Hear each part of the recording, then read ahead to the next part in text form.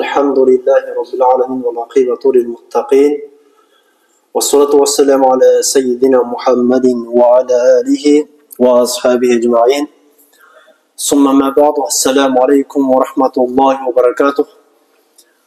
Meyrimdүү жана ырайымдуу Аллахтын аты менен баштаймын. Аллах Таалага шексиз мактоолор, сүйүктүү пайгамбарыбыз Мухаммад саллаллаху алейхи ва салламга салам дуалар болсун.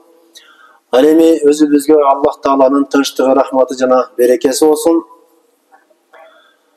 Аллах Таала жалпыбызды бул дүйнөгө сыноо үчүн жараткан жана ошол сыноо дүйнөсүндө биз инсандар Аллах Тааланы таанууга жана Аллах Тааланы таануу эле койбостон бир канча милдеттерди аткарганга бизнекен милдеттүүбүз.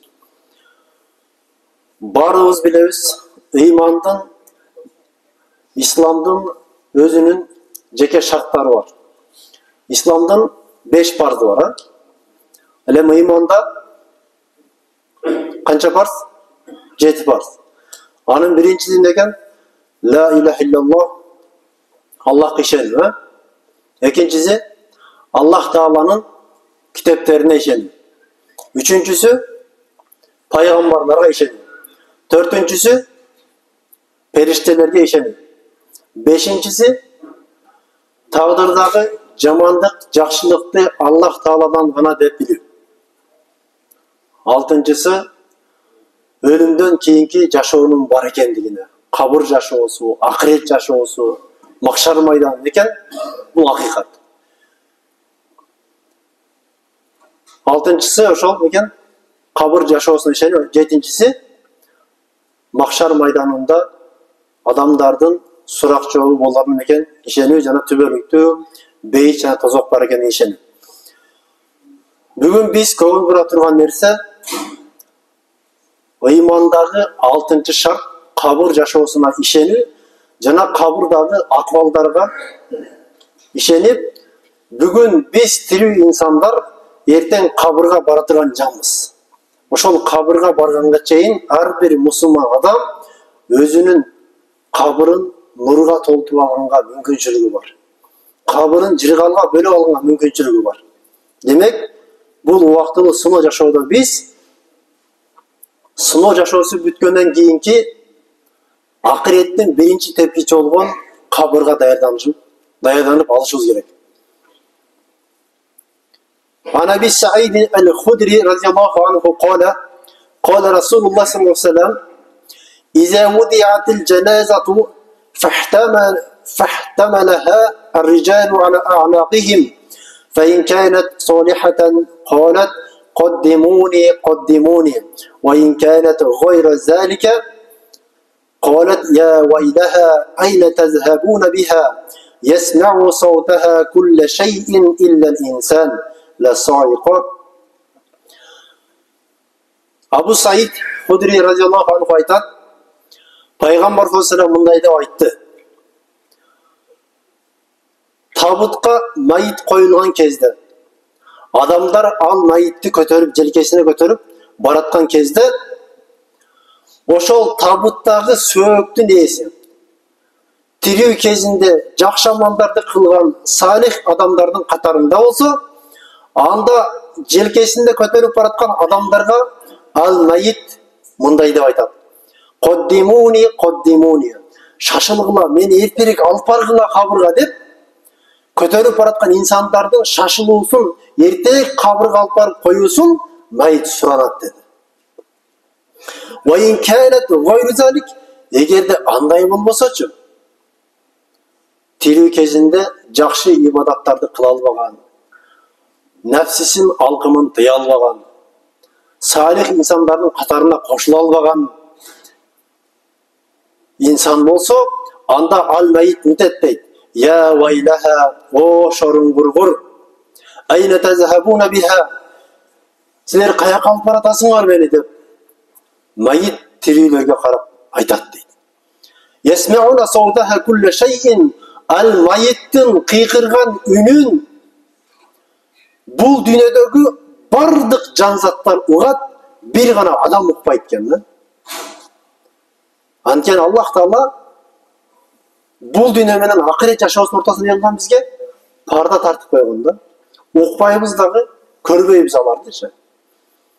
Ал эми жан жаныбарлар, канаттуулар не кылат экен? Ошол табыттагы инсандын мени эртерээк кабырга алып барып койгулачы. Кабырдын рахатын тартайын. Же болсо мени каяка алып баратсыңар, мени шорун курутуп каяка көтөрүп баратасыңар. Кабырга мени алып барбагылачы деген майыттын үнүн адамдардан башка бардык жан жаныбарлар угат.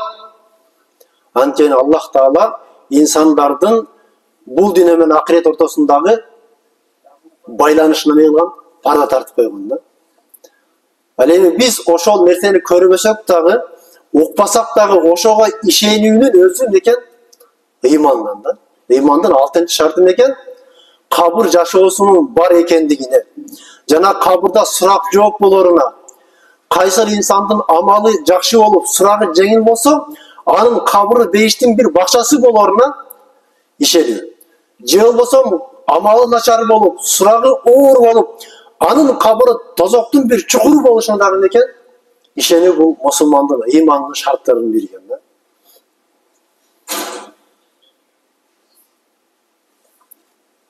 Кабыр жашоосу акыреттин эң биринчи тепкичтеринин бири.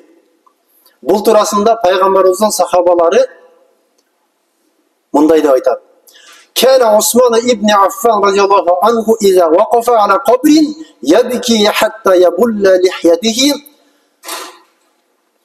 Osman ibn Affan radıyallahu anhu kaçan kabırga barganda je bir joldan ötüp baratып кабырдын тушуна келген кезде ошол кабырдын жанына келгенде эмне кылат дейт? Ыйлап олтуруп калат дейт. Ушунчалык ыйлагандыктан көз жашына аккан көз жашына сакалы суу болуп ныңдалып калат дейт. Факиле леху, анан анын айланасындагы турган кээ бир инсандар мындай деп айтат. Тазаккарул жанната ван нара фала табки ва табки мин хаза. Усман, сен бейиш менен тозокту эстеп, ошон үчүн ыйлап атасың да. Койчу ошого ыйлабачы. Бейиш менен тозокту эстеген сайын кабырда сен ыйлай бересиңби деп не кылды?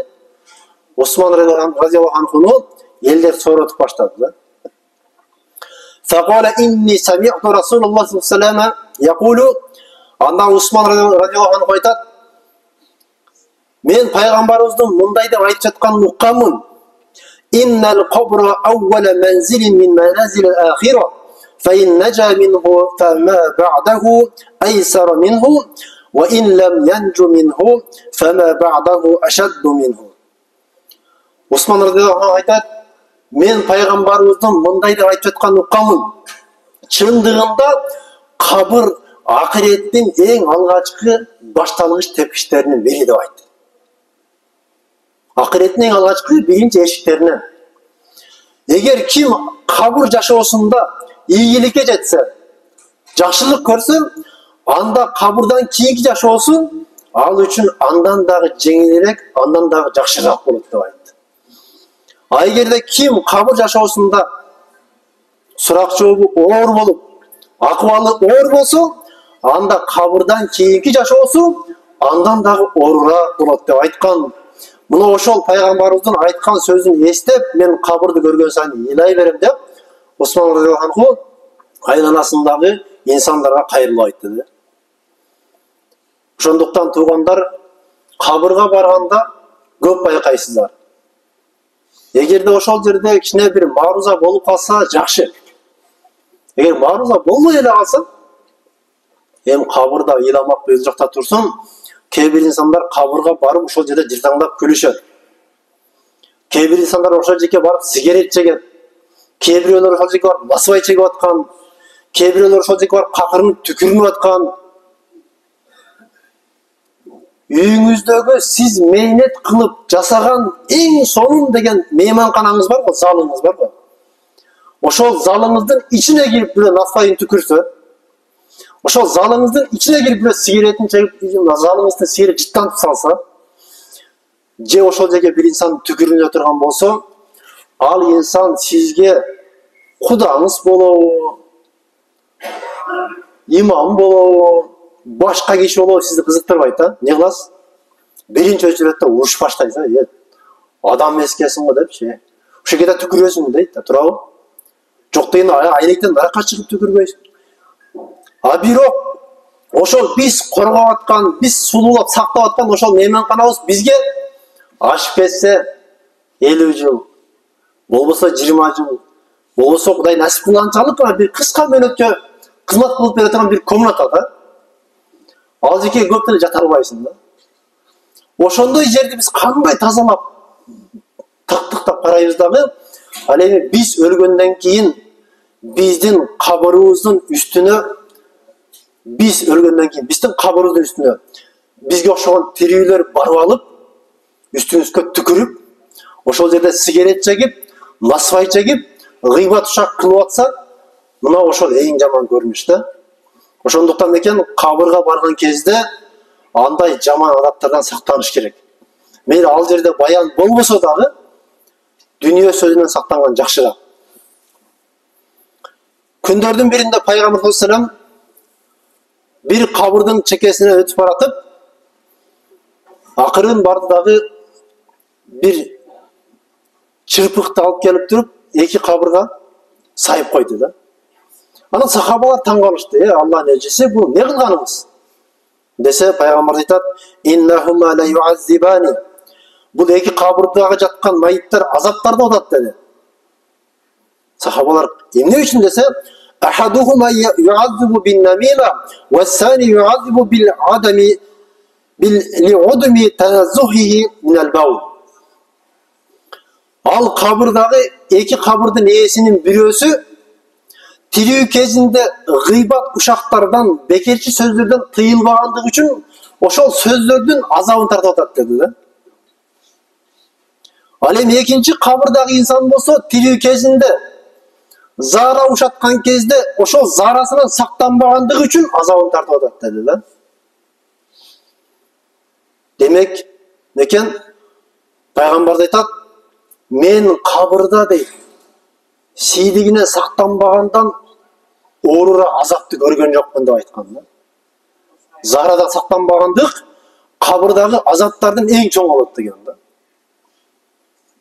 Балким айта келсең уят болушу мүмкүн, ошондо айтасың деши мүмкүн. Бирок кээ бир инсандар бейшеп кылган кезде, зар ушаткан кезде, эми өзгөчө намаз окугандар сактанат, колдон келишинче бейнамаз болуп калбайын, кийимге тийип калып намазым өтпөй калбасын деп сактанышат да. А бирок намаз окуган бир туугандарчы зара кылганда денесине тамчылап, кийимине тамчылап кийгизип алат да.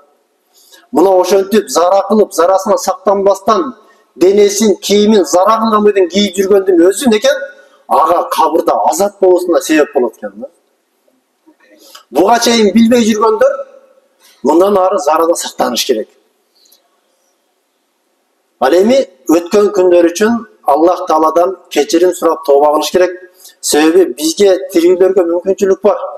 Али өлө элекпиз да, Кудай Таала мүмкүнчүлүк берип атат. Пендем сен тооба кылып кечирим сурап кал, мен сени кечирейин дейт Аллах Таалачы.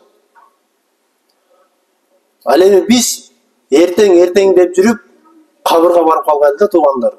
Ошондуктан бүгүн эртеңкиге калтырбастан бүгүн кечирим сурашыбыз керек. Эртеңкиге калтырбастан бүгүн тооба кылышыбыз керек. Кабырдын ичинде кандай жашоо болуп жатканын биз көрбөйбүз, уга албайбыз. Бирок пайгамбарыбыздын хадистеринде Аллах Таала Кур'ан-ы Каримде айткан аяттардын негизинде гана биз не кылабыз? Кабыр жашоосуна ишенебиз, ал акыйкат деп түшүнөбүз. Кабыр жашоосунда кээ бир инсандарга азап болушу мүмкүн, кээ бир инсандарга жыргал болушу мүмкүн. Эми себептерин өтөлү кабырдын. Асбабул азабил кабр, кабырда адам баласы кайтыш болуп кабырга коюлгандан кийин эң акыркы инсан кабырдан алыстап 7 кадам жылгандан кийин ал майитке не кылат? Акыреттин жашоосу башталат. Сурак жооп башталат. Мункар накир деген өтө бир каардуу, аёну билбеген, паракорлук кылбаган, Аллах Тааланын буйругу менен өтө катуу эсеп ала турган эки периште келет. Ал жерде сен сулуу экенсиң, сен уруң паланчадан экен, сен атаң молда экен, сен балаң молда экен деп отурбайт экен, айтачы. Сен о мындай киши экенсиң деп отурбайт. Ким кандай инсан болбосун, ар бир мусулманга не кылат экен? Ал мункар накир сурак жообун өтө катуу алат экен да. Ал сурак жоопко жооп берүү үчүн биз бүгүн бул дүйнөдө ошол сурак жоопко даярданышыбыз керек. Биринчи суроосу эмне? Мен Роббук. Роббуң ким деп сурайт бизденчи.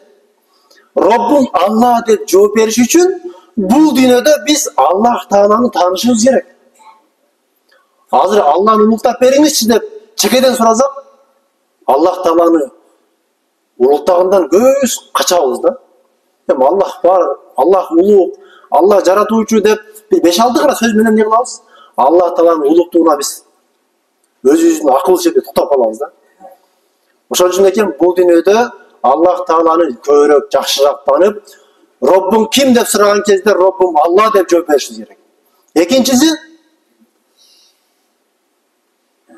мен набиюк. Пайгамбарың ким деп сураган кезде пайгамбарым Мухаммад саллаллаху алейхи вассалам деп жооп бериш үчүн бул дүйнөдө пайгамбарды таанышыбыз керек да. Пайгамбарды тааныш, анын өмүр баянын билип коюу, пайгамбарыбыз кылып жеткен сүннөт амалдарды кылуу, пайгамбарыбыз тыйган нерседен тыйылуу, буйруган нерсени кылуу жана башка толтур амалдар менен пайгамбарды тааныйбыз да. Биз кабырда эмес, азыр тирүү кезде, акыл эсибиз жайында болуп турган кезде, ойлонуп туруп жооп бере турган жашоодо жашап атабыз да. Барып алдынан чыгып эле пайгамбарың ким деп сурасаң, балким 90% инсан атын айтат, Мухаммад саллаллаху алейхи айтат. Бирок качан пайгамбар болгон, кантип пайгамбар болгон, пайгамбарлыктын машакаты кандай болгон, бизге динди кантип жеткирген, ал жагына келгенде 90% адам пайгамбарды тааныбайт да. Пайгамбардын атын эле билет. Нар жагынан эч жерден тааныбайбыз да, көпчүлүгүбүзчү. Таанышыбыз керек да. Үчүнчү суроо ма динук. Диниң кайсыл деп сурайт. Диниң кайсыл дегенде диним ислам деп жооп беришибиз керек. Ал эми диним ислам деп жооп бериш үчүн бул жашоодо исламда жашаш керек да, туугандар. Өзүң жашабаган исламды кабырда кантип айтасың? Мен исламды жашадым депчи. Ошон үчүн туугандар, бул дүйнөдө биз исламда жашасак, кабырда менин диним ислам деп айта алабыз да. Исламдын 5 фарды бар дегенбиз. Биринчиси ла иляха иллаллах Мухаммад расулуллах. Экинчиси икамус салат, намаз окуу. Үчүнчүсү итау закат, закат берүү. Төртүнчүсү сом Рамазан, Рамазан айында ораза тутуу. Бешинчиси хаджул байт, мүмкүнчүлүк болсо ажылыкка баруу. Исламдын 5 фардын тургузуп жашаган инсан кабырда жооп берет. Мына мен исламда жашаганмын, 5 убак намаз окуганмын, ораза тутканмын, Кудай Таалам байлык берген экен, закатын бергенмин, мүмкүнчүлүк бергенден ажылыкка барганмын деп адам исламда жашаса кабырда жооп бере алат да. Ал эми кабыр эмес, бул дүйнөдө биз жооп бере албай атпайбызбы? Исламдын түркүктөрүн айтып бер десе такалып калабыз да. Исламдын түркүктөрү барбы деп таң калат кээ бирлер. Бешинчиси ма китабы. Китебиң кайсыл дейт? Китебиң кайсыл дегенде, китебим Куран деп жооп беришибиз керек. Ал эми китебим Куран деп жооп бериш үчүн бул дүйнөдө Кураны Каримди үйгө алып барып чамадандын ичине уруп бекитип койбостон үйгө алып барып Куранды окуй беришибиз керек. Арабча окуй албасаңыз жок дегенде ошо кыргызча тамгадан болсо дагы Курандан бир 10 сүрө жаттап коюңуз. Сиздин акыретиңиз үчүн, кабырыңыз үчүн ошол керек болот да. Бул дүйнөдө Куранга көңүл бурбаган, бул дүйнөдө Куран жаттабаган 10 жыл мурда Аламжулат жаттап алып туруп дагы ойдон жүргөндөр бар да. Кайсы сүрөнү окудуң десе, Ихласты окудум деп коет. Башында кул хуаллаху ахад түшүнөсүң, нарагы Аламжулат болуп кете берет да. Акырында куфуан ахад түшүнүп каласың да. Оңдош керек да туугандар. Канча жылдан бери окуп атасыз? Ихлас сүрөсү 4 аяттан турган сүрөнү оңдой албай атабыз да. Машинабыз бузда уста калып барып, өчүрөткө туруп оңдотобуз. ден соолугубуздан бир кемчилик болсо врачка барып айлап жылдап дарыланабыз. Малыбыз ооруп калса доктурду чакырып, доктурга алып барып дарылайбыз.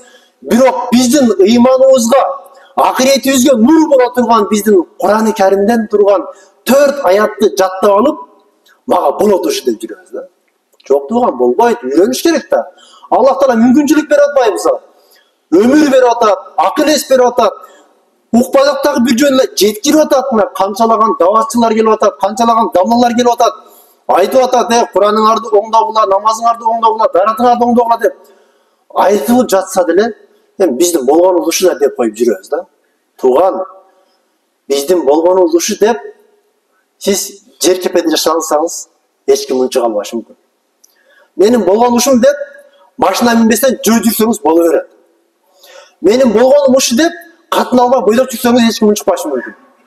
Бирок сиз өлгөндөн кийин сизге пайдасы тие турган, сиз өлгөндөн кийин, биз өлгөндөн кийин кабырыбызга нур боло турган намазыбызга, орозобузга, даратыбызга, Кураныбызга көңүл бурбастан болгонум ушу дегендик, бул жеткен жалкоолук, жеткен капилетчилик. Ошондуктан туугандар андай кылбайлы, үйрөнөйлү. Доктурга баргандай, устага баргандай, мал доктурга баргандай болуп, молдолорго баргыла, каракелерге баргыла, үйрөтчү мага дегиле. Мен 20 жылдан бери 3 сүрө жаттап жүрөм, ушу 3 сүрөнү оңдоп берип койчу мага. Ашча жаттай албасам дагы ушу 3 сүрөмдү жашынакай оңдоп алайын. Эртең кабырда ушул сүрөнү окуган үчүн мен соо алайын деп. Эртең кабырда ушул окуган намазым үчүн соо алайын. Эртең кабырда ушул алган даратым үчүн соо алайын, менин даратымды текшерип берип койчу деп текшериш керек да. Техосмотр бар, медосмотр бар, ибадатта дагы молдосмотр болуш керек да туугандар. Текшериш керек билгендерге. Сөз түрдө молдо эмес, балким өзүңүз теңдүү, кичине илим алган, даватка чыгып үйрөнүп түшүнүп калган таксыларыбыз көп. Жаш улуулардын арасында деле, жашы кичүүлөрдүн арасында дагы бар.